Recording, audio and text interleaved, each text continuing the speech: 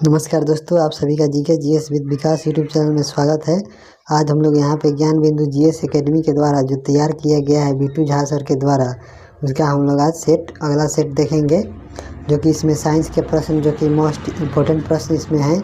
इसमें हम लोग देखेंगे 25 प्रश्न है जो कि न्यूमेरिकल दिया गया है कि RH तत्व के अनुसार कौन सी जोड़ी विवाह के लिए उपयुक्त नहीं है। इसमें बताना है जो कि RH फैक्टर की खोज यहाँ पे लैंड स्टीनर के द्वारा किया गया था और उनके अनुसार कौन सा जो इसमें जोड़ा दिया गया ऑप्शन में जो विवाह के लिए सही नहीं है।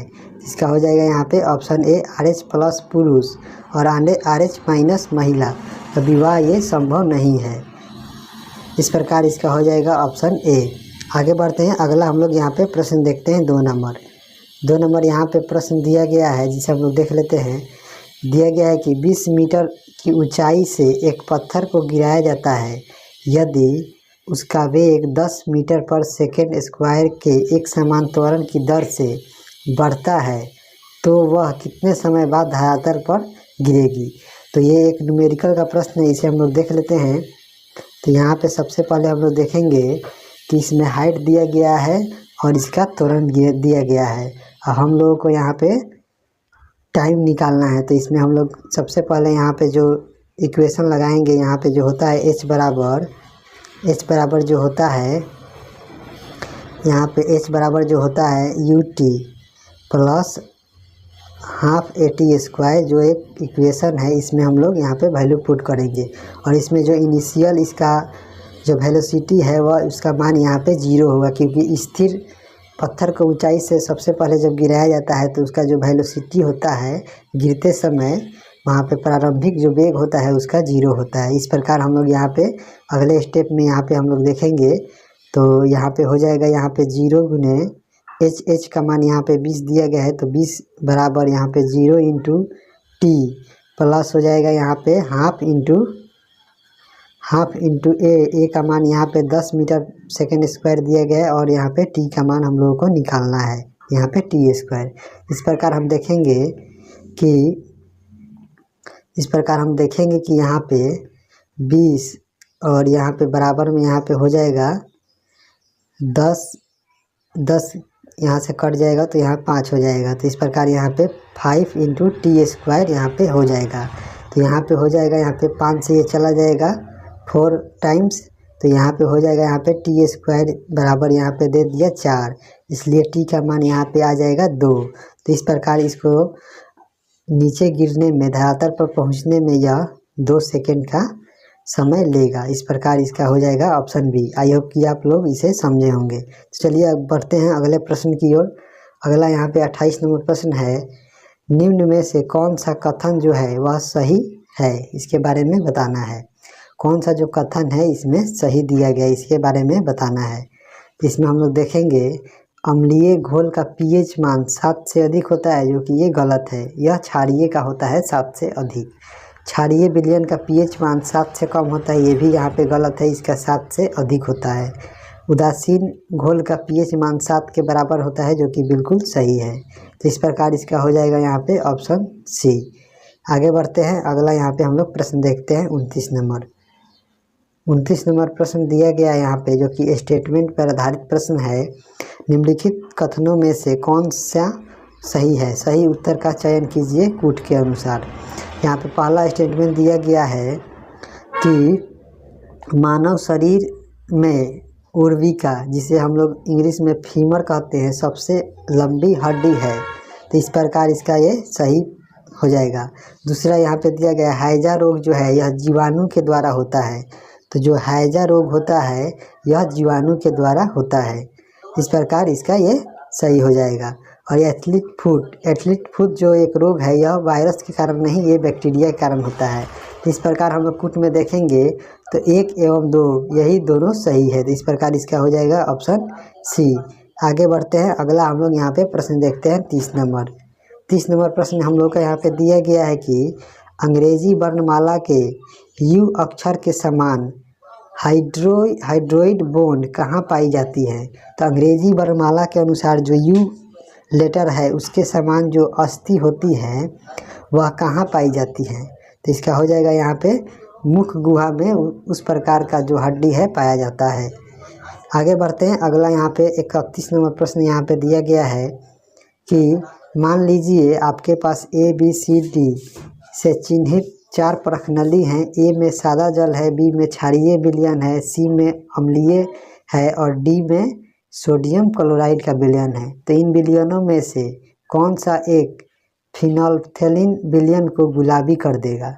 तो इस प्रकार हम लोग देखेंगे तो जो इसमें क्षारीय जो विलयन है वह यहाँ पे क्षार जो होता है वह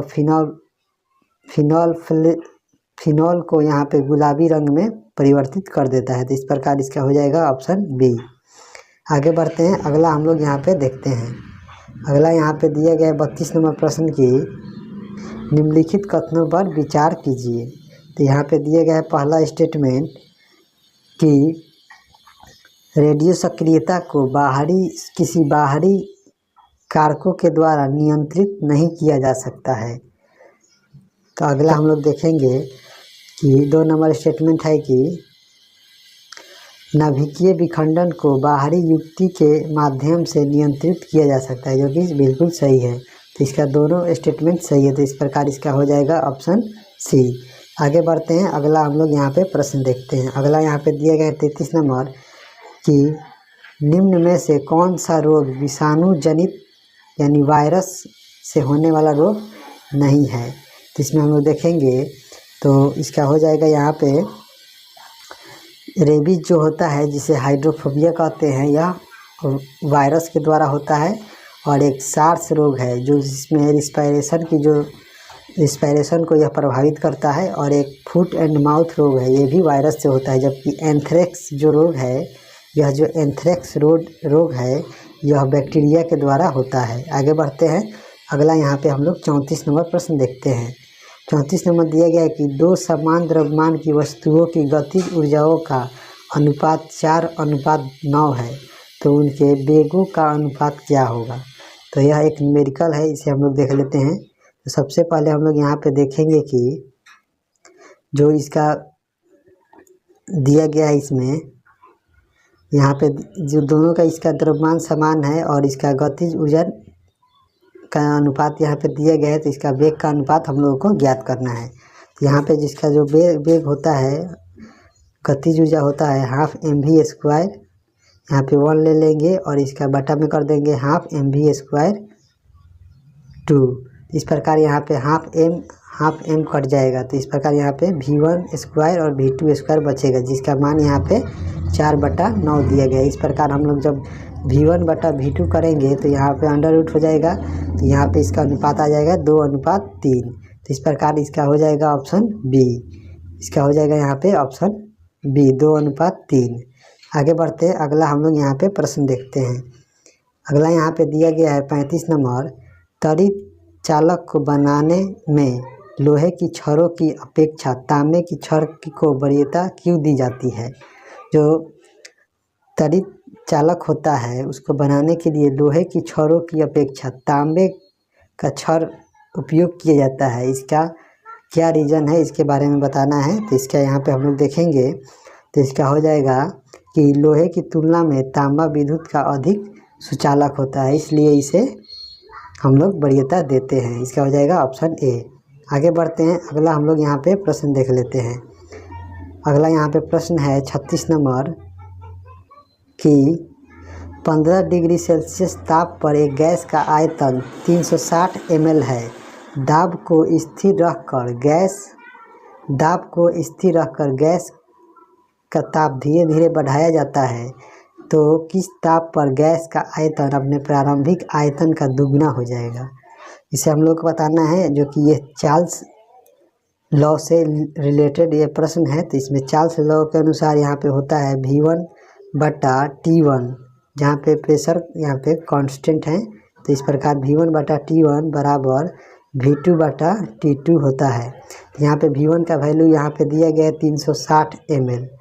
360 बटा यहाँ पे जो 15 डिग्री सेल्सियस है, इसको हम लोग केल्विन में बदलेंगे तो इसका हो जाएगा 273 + 15, यहाँ पे हो जाएगा 288। और यहाँ पे किस ताप पर मतलब यह दुगना हो जाएगा? तो यहाँ पे 2 गुने यहाँ पे 360 कर देंगे और बट्टा में यहाँ पे T2 हम लोग रखेंगे। तो यहाँ पे ये कट जाएगा और यहाँ पे आएगा, यहाँ पे T2 का मान यहाँ पे आएगा, T2 बराबर यहाँ पे आ जाएगा हम लोगों को, T2 का मान यहाँ पे आ जाएगा 2 गुने 288, यानी हो जाएगा इसका 576 हो जाएगा। ये डिग्री एक केल्विन में आया। इसका हम लोग जब सेल्सियस में निकालेंगे तो इसमें से हम लोग 273 घटा देंगे। तो 273 जब हम इसमें से घटाएंगे तो 3 यहाँ पे 0 और यहाँ पे 3, यानी इसका आ जाएगा 303 डिग्री सेल्सियस इसका टेम्परेचर हो जाएगा। तो इस प्रकार इसका हो जाएगा यहाँ पे ऑप्शन बी 303 डिग्री सेल्सियस। आगे बढ़ते हैं, अगला हम लोग यहाँ पे प्रश्न देखते हैं 37 नंबर। 37 नंबर प्रश्न है कि निम्न में से कौन सा युग्म सुमेलित नहीं है। तो यहाँ पे सफ़ेद कशिश दिया है जिसे वाइट विट्रियोल कहते हैं। इसका जो केमिकल फार्मूला होता है ZnSO4 × 7H2O होता है, जो कि बिल्कुल सही है। नीला कशिश जिसे ब्लू विट्रियोल या तूतिया कहते हैं, इसका हो जाएगा यहाँ पे CuSO4 × 5H2O, जो कि बिल्कुल गलत है। यहाँ पे CuSO4 × 5H2O होता है इसका, और यहाँ पे 7H2O दिया है। तो इस प्रकार इसका हो जाएगा ऑप्शन बी, यह गलत है। आगे बढ़ते हैं, अगला यहाँ पे 38 नंबर प्रश्न है कि सुअरों को मानव रियायती इलाके से दूर रहकर किस रोग से बचाया जा सकता है। यानी सुअरों को मानव के इलाकों से दूर रहकर किस रोग से बचाया जा सकता है। तो इसका हो जाएगा यहाँ पे जापानी एन्सेफेलाइटिस जो रोग है उससे हम लोग इसे बचा सकते हैं, सुअर को मानव के घरेलू क्षेत्र से बाहर रखकर। आगे बढ़ते हैं, अगला प्रश्न यहाँ पे देख लेते हैं। अगला प्रश्न यहाँ पे दिया गया है 40 नंबर, जिसे हम लोग देख लेते हैं। 40 नंबर प्रश्न है, किसी सर्वर या कंप्यूटर नेटवर्क पर अचानक ट्रैफिक बढ़ जाना जिससे उपभोक्ता उसका उपयोग न कर पाए क्या कहलाता है। तो यह क्या कहलाता है। तो इसका हो जाएगा यहाँ पे ऑप्शन डी, मालवेयर इसे हम लोग कहते हैं। आगे बढ़ते हैं, अगला हम लोग यहाँ पे प्रश्न देखते हैं। अगला हम लोग यहाँ पे प्रश्न देखेंगे, अगला 41 नंबर, निम्न में कौन एक मानव शरीर की कोई ग्रंथि नहीं है। इसका हो जाएगा यहाँ पे ऑप्शन सी, जठर। आगे बढ़ते हैं, अगला यहाँ पे 42 नंबर है, सभी अम्ल क्षार एवं लवण होते हैं। तो जो अम्ल क्षार एवं लवण कैसे होते हैं। तो इसका हो जाएगा यहाँ पे ऑप्शन बी, विद्युत अपघट्य होते हैं। आगे बढ़ते हैं, अगला हम लोग यहाँ पे 43 नंबर प्रश्न देखते हैं। 43 नंबर प्रश्न हम लोग का दिया गया है कि 80 ओम के कितने प्रतिरोधकों को समानांतर क्रम में संयोजित करने पर 6 वोल्ट की बैटरी से परिपथ में 0.3 एम्पीयर की धारा प्रवाहित होगी। तो इस प्रकार जब हम देखेंगे तो यहाँ पे जो ओम्स लॉ के अनुसार V बराबर IR होता है। तो इसमें हम लोग जब वैल्यू पुट करेंगे तो यहाँ पे V का मान 6 वोल्ट दिया गया है और I का मान यहाँ पे 0.3 एम्पियर है, और यहाँ से हम R का मान निकालेंगे। तो R का मान जब हम निकालेंगे तो यहाँ पे पॉइंट हटाएंगे तो इधर एक 0 जाएगा, इसलिए यहाँ पे R का मान यहाँ पे 20 ओम आ जाएगा। तो इस प्रकार जब हम यहाँ पे 80 ओम है, इसको हम लोग कितने प्रतिरोध लेंगे कि इसका जो रिजल्टेंट आ जाएगा वहाँ पे 20 ओम आएगा। तो इस प्रकार जब हम यहाँ पे रखेंगे समानांतर क्रम में, तो यहाँ पे 1/80 + 1/80 + 1/80 + 1/80, यहाँ पे जब हम 4 रखते हैं तो देखते हैं क्या होता है। तो 4 बटा यहाँ पे आ जाएगा 4/80, यानी 1/20। तो इस प्रकार इसका यहाँ पे हो जाएगा कि हम लोग यहाँ पे 4 प्रतिरोध को समानांतर क्रम में रखेंगे 80 ओम के, तो हम लोग का रिजल्टेंट यहाँ पे आ जाएगा। आगे बढ़ते हैं, अगला हम लोग यहाँ पे 44 नंबर प्रश्न देखते हैं। 44 नंबर प्रश्न है कि यदि पृथ्वी अपने अक्ष पर पश्चिम से पूरब के बजाय पूरब से पश्चिम की ओर घूमना शुरू कर दे तो G का मान विषुवत रेखा पर क्या होगा। तो G का जो मान होगा वह विषुवत रेखा पर उसमें क्या प्रभाव पड़ेगा। तो इस प्रकार हम लोग देखेंगे तो यहाँ पे जो जी का मान होता है, जी बराबर होता है यहाँ पे जी एम बटा आर स्क्वायर होता है। तो यहाँ पे जब हम घुमाएंगे तो हम लोग यहाँ पे देखेंगे कि जो इसका जो है ग्रेविटेशनल ये स्थिर रहेगा, इसमें कोई भी चेंज नहीं होगा। इस प्रकार इसका हो जाएगा ऑप्शन सी। आगे बढ़ते हैं, अगला हम लोग यहाँ पे देखते हैं 45 नंबर प्रश्न। बायोप्सी तकनीक संबंधित है। तो जो बायोप्सी तकनीक है यह किससे संबंधित है? तो यह परीक्षण हेतु ऊतक को काटकर शरीर से अलग करने की एक तकनीक है जिसे हम लोग बायोप्सी टेक्नोलॉजी कहते हैं। आगे बढ़ते हैं, अगला हम लोग यहाँ पे 46 नंबर प्रश्न देखते हैं। 46 नंबर है, सीमेंट बनाने हेतु काम आने वाले मुख्य कच्चा पदार्थ कौन सा है? सीमेंट के बनाने में जो कच्चे माल का जो इस्तेमाल किया जाता है उसमें कौन शामिल है? तो इसमें हो जाएगा इसका चूना पत्थर एवं चिकनी मिट्टी। आगे बढ़ते हैं, अगला यहाँ पे 47 नंबर प्रश्न दिया गया है कि यहाँ पे विरंजक चूर्ण यानी ब्लीचिंग पाउडर है। तो जो ब्लीचिंग पाउडर है यह क्या है? तो यह एक यौगिक है जिसमें 2 से अधिक तत्वों का यहाँ पे जो समांग मिश्रण यहाँ पे रहता है। अगला यहाँ पे 48 नंबर है, गुणसूत्र बने होते हैं। जो गुणसूत्र है यह किस प्रकार से बने होते हैं इसको बताना है। तो जो गुणसूत्र है यहाँ पे डीएनए और प्रोटीन से बने होते हैं। तो इसका हो जाएगा यहाँ पे ऑप्शन सी, डीएनए और प्रोटीन से बने होते हैं। आगे बढ़ते हैं, अगला यहाँ पे 49 नंबर प्रश्न है कि यह किसने कहा था कि आविष्कार करने के लिए आपको एक अच्छी कल्पना और कबाड़ के ढेर की ज़रूरत होती है। एक किसका यह कथन है, किस वैज्ञानिक का, कि आविष्कार करने के लिए यहाँ पे अच्छी कल्पना और कबाड़ के ढेर की ज़रूरत पड़ती है। तो इस प्रकार इसका हो जाएगा ऑप्शन सी, जो कि थॉमस अल्वा एडिसन के द्वारा यह कहा गया कथन था। आगे बढ़ते हैं और इस सेट का अंतिम प्रश्न हम लोग आज देखेंगे। अंतिम प्रश्न यहाँ पे दिया गया है कि 50 नंबर, वैसे नशीली दवाओं को क्या कहा जाता है जिनको लेने से व्यक्ति खुद को शांत एवं तनाव रहित महसूस करता है और उससे अत्यधिक नींद आती है?